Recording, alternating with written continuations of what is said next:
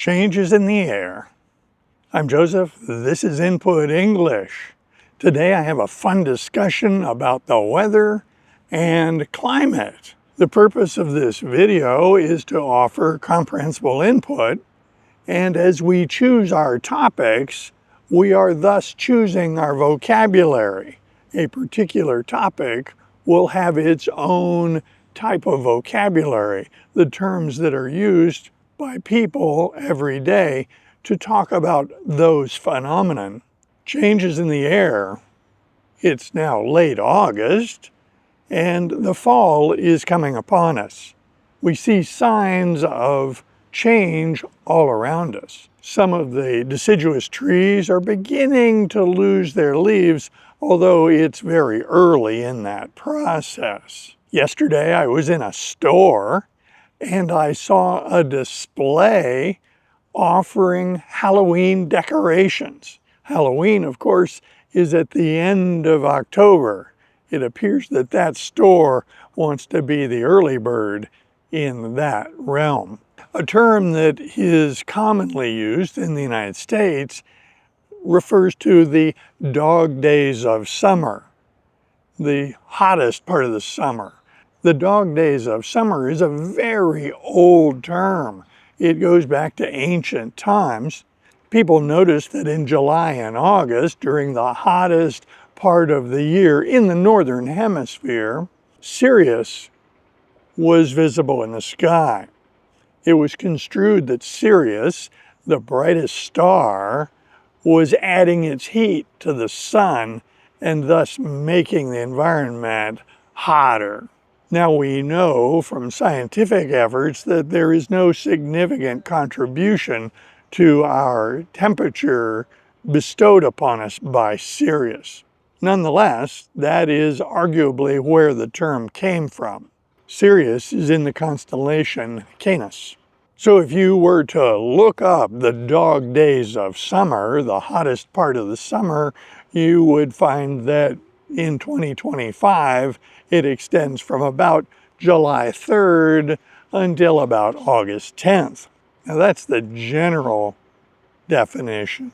Different locales have different climates. Here in Northern California, for me, the dog days of summer are actually mid to late August. For us in this location, late August is the hottest part of the year, usually.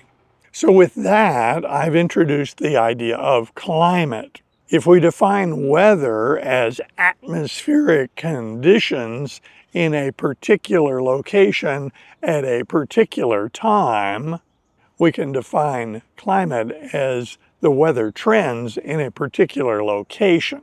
When we talk about climate in the United States, there are a lot of terms used for the various regions of the country and the climates that they offer. In places like Florida and Hawaii, people talk about a tropical climate. Now, this use of the word tropical refers to the climate rather than the latitude. So if we talk about a tropical latitude, then that latitude would be between minus 23 degrees and plus 23 degrees. It would be between the Tropic of Cancer and the Tropic of Capricorn. There are no places in the United States in that tropical zone geographically. However, South Florida has a very tropical climate. The desert Southwest, much of the West, has a very dry environment, a desert environment. Much of the country can be described as a continental climate. The Midwest, the Plain States, also many places in the United States have mountains. At the higher elevations, people talk about an alpine climate. If you were to travel up to Alaska, you could experience a polar climate. There are strong relationships between the geography and the climate. If moist air comes in from a body of water, an ocean, and encounters a mountain range, as the air flows, it rises up the slope of the mountain and cools. As it cools, it becomes saturated and we see precipitation. Depending upon the temperature, that may translate to rain or to snow. There is a newer term of art used in meteorology when the precipitation is a combination of rain and snow, perhaps sleet. They use the term wintry mix. If we see that phenomenon of the upslope of a mountain range extracting the moisture from the air, it would not be surprising that on the other side of the mountain, the climate could be very dry. We see that here in California.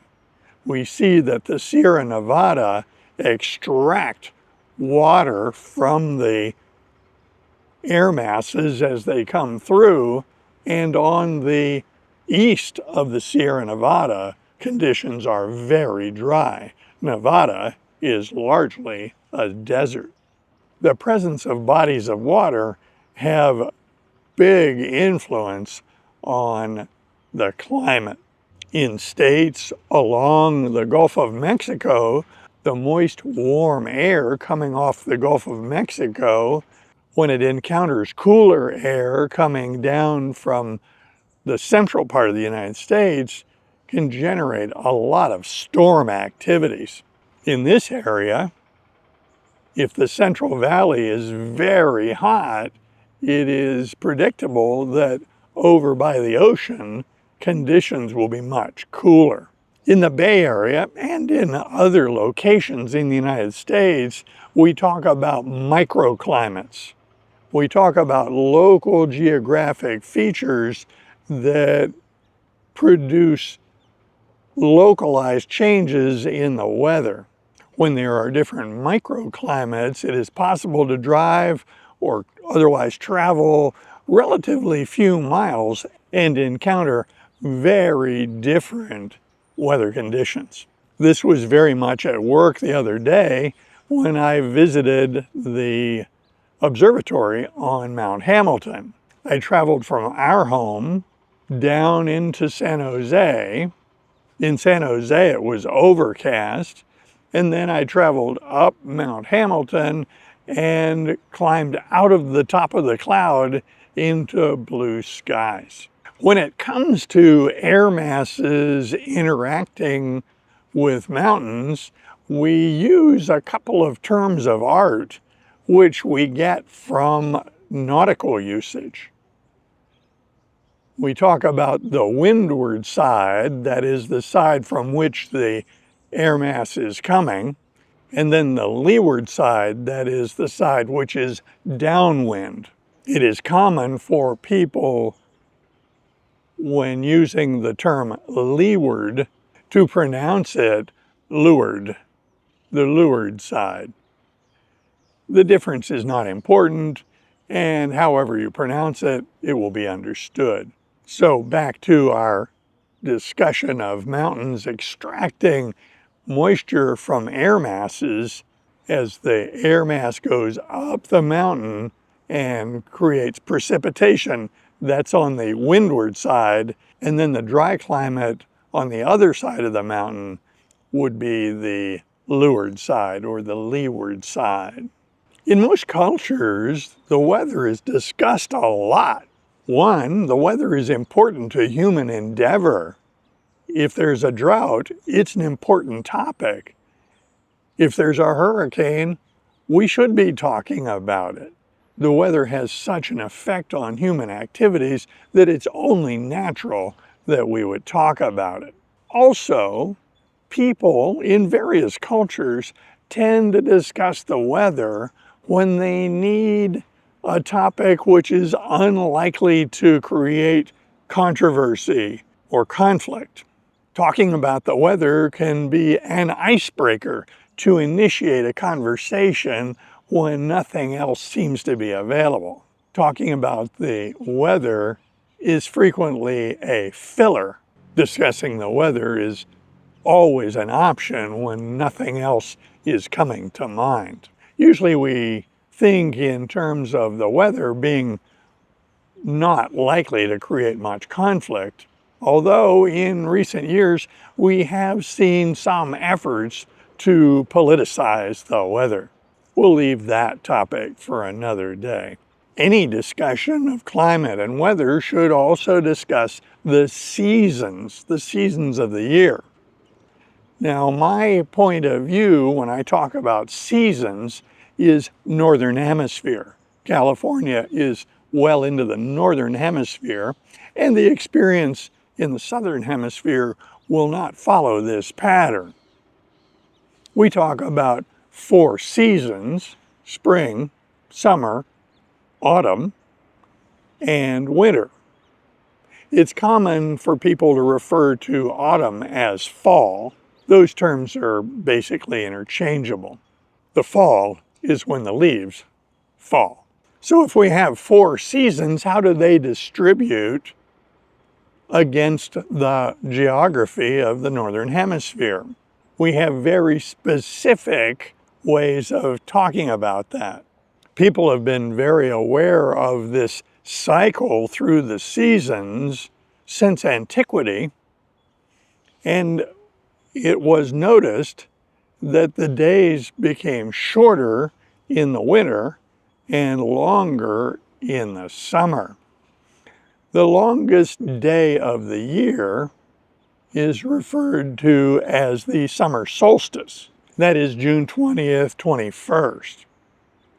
The shortest day of the year is the winter solstice, which is December 22nd, 23rd. During the year, there are 2 times that the length of the day and the length of the night are equal, and those 2 times are referred to as the equinoxes. One can talk about the vernal equinox, which is the spring equinox, or the autumnal equinox, that is the equinox that occurs in the fall or the autumn. The reason for this variation in the length of the day is specifically the tilt of the Earth's axis with respect to the plane of its orbit. That tilt at the present time is 23.44 degrees. If the Northern Hemisphere is tilted toward the sun, then you would expect warmer conditions. And if it is tilted away from the sun, you would expect cooler conditions. And that's what we observe. Owing to the fact that the United States is so large, there are many different climates that one can encounter here. Over the years, I have lived in many different locations around the United States and have experienced very different weather conditions. When I grew up on the East Coast, I experienced very hot, humid summers and mild winters. We did not experience snow where I grew up. I never saw snow in the area where I grew up. The first time I ever saw snow was when we traveled into the mountains of West Virginia. When I lived in the Washington, D.C. area, the environment was a continental environment. It was neither tropical nor was it given to extreme cold conditions. We didn't get much snow in the Washington area. Now that created an interesting problem because people develop skills related to their environment. And so someone who is used to driving with no snow may have difficulty with snows. Also, local governments may not be well prepared for a lot of snow. The city governments in the Washington, D.C. area did not budget much for equipment and personnel for snow removal. I can recall one week where we received about a foot of snow and the city was paralyzed. We couldn't leave the house. It took days for the snowplows to come through to clear the roads, and when they did so, they piled the snow on the cars, so we had to dig our car out to get onto the road that they had just plowed. When I was living in Cleveland, the weather was, again, much talked about. One fellow explained to me that his view of the weather in Cleveland was that there were two seasons, winter and the 4th of July. Now that's not literally true. In fact, my experience was that the spring in Cleveland was delightful, but it was very short. When living there, indeed, there were many, many months where the sky was battleship gray and we wouldn't see the sun for quite some time. That's where I learned of the psychological condition described as SAD, or seasonal affective disorder. It has been observed that in those conditions, people may become depressed. Consumer products were designed to shine bright lights in the face of people experiencing this form of depression in an attempt to satisfy their need for light stimulation. I can't tell you that those products serve any purpose. Perhaps. I don't know. I never lived in San Diego, but a friend of mine did, and when we went down to visit him, he said, well, San Diego just doesn't have any weather. It's always the same.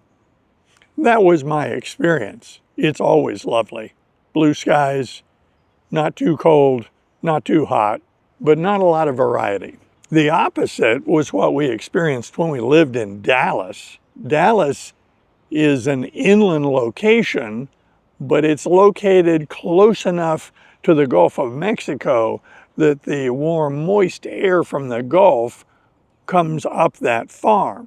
This moist air from the Gulf frequently encounters cooler air coming in from the north, and this provides a perfect place for atmospheric instability, which generates thunderstorms, lightning, and tornadoes. When we first got to Dallas, I was talking to a friend of mine about the weather, and he said, well, in Dallas, if you don't like the weather, just wait a few minutes, it'll change.